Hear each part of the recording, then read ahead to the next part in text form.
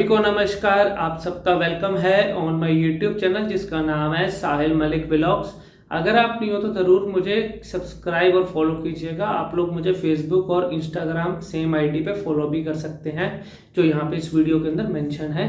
आज का सेशन रहेगा हम क्लैरिटी से कितनी ज़्यादा दूर हैं और कितनी जल्दी हम उस क्लैरिटी को ले सकते हैं। अब यहाँ क्लैरिटी का मतलब है तुतलाना, मिसआर्टिकुलेशन।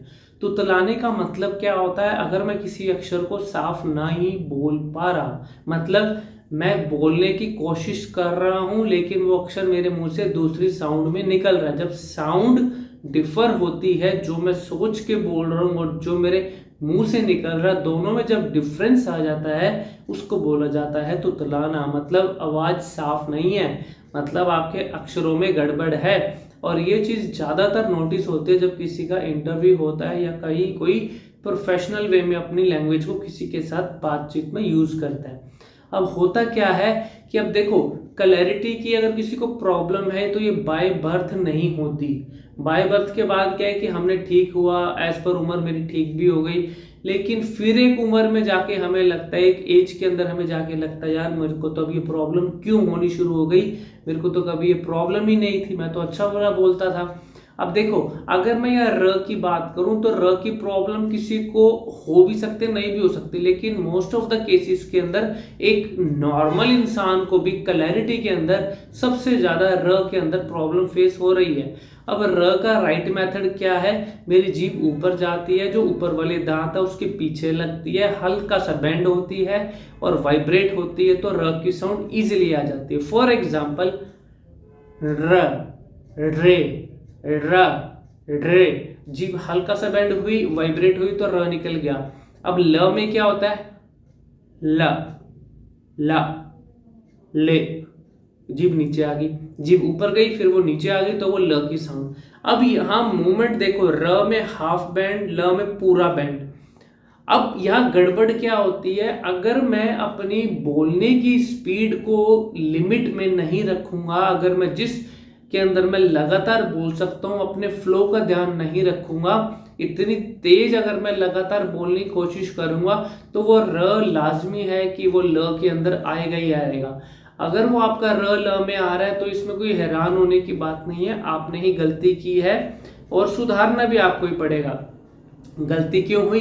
अगर मैं किसी अक्षर को बोल रहा हूँ, फॉर एग्जाम्पल रामायण, और मेरे मुंह से क्या निकल रहा है? मैंने बहुत रामायण पढ़ी और मुझे बहुत अच्छी रामायण लगती है। अब देखो मैं कितनी स्पीड पे बोल रहा हूँ तो वो र ल की तरफ जा रहा है। अब इसको नॉर्मल वे में बोलूं, मैं रामायण रोज पढ़ता हूँ और मुझे रामायण पढ़ना बहुत अच्छा लगता है। अब कितनी इजी हो के मैंने बोला, रिलैक्स होके, कोई प्रेशर नहीं, कुछ नहीं, तो कितना आराम से र की साउंड भी आई। तो इन चीजों का ध्यान रखो। नंबर वन, किस स्पीड के अंदर मैं बोल रहा हूँ और क्या मुझे बोलना चाहिए। अपना वीडियो रिकॉर्ड कर लेना जब भी कोई वर्कआउट करो तो वो आपका एक रिकॉर्ड बन जाता है कि हाँ मैंने इस चीज को इस वे में किया तो ये रिजल्ट मुझे मिला। अब उसके बाद है हमारा क, ख, ग और घ। ये 4 बेसिक अल्फाबेट्स में भी ज्यादातर दिक्कत आ जाती है। क्यों?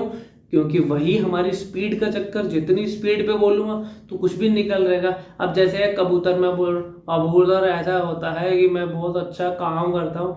अब जैसे मैंने कुछ भी बोला, स्पीड इंक्रीज की, क की जगह जीभ ऊपर चलेगी। फिर मैंने बोला कबूतर, फिर बोला कहाँ, तो वो जीभ ऊपर रह गई या बीच में भी रह गई। अगर जीभ क, ख, ग और घ को बोलने में अगर जीभ कहीं ऊपर या बीच में भी रह गई तो वहां साउंड प्रॉपर क्लैरिटी नहीं देगा। फिर इसका राइट मेथड क्या हो? जीभ को नीचे रखो फिर बोलो। फॉर एग्जाम्पल, क, ख, ग, घ, क, ख, ग, घ, ये 4 अक्षर बोले, जीभ नीचे रही, कोई मूवमेंट नहीं, कोई मूवमेंट नहीं होती इसके अंदर। एकदम आराम से बोला, रिलैक्स होकर, बिल्कुल आराम से बोला गया, आपके सामने लाइव रिजल्ट। इसीलिए हम कहते हैं एक ऑनलाइन सेशन में आ जाओ, आपकी गलती समझा देंगे, आपको रिजल्ट दिखा देंगे, आपको विश्वास होगा, फिर आप अपने एक्सपर्ट कैसे बनोगे वो आपको समझाया जाएगा थ्रू वर्कआउट। और जब आप वर्कआउट करोगे आपको रिजल्ट भी डेली बेसिस पे दिखने लग जाएगा। फिर भी कोई चीज़ नहीं समझ में आ रही, कमेंट सेक्शन में लिखना। Happy to help you, God bless you.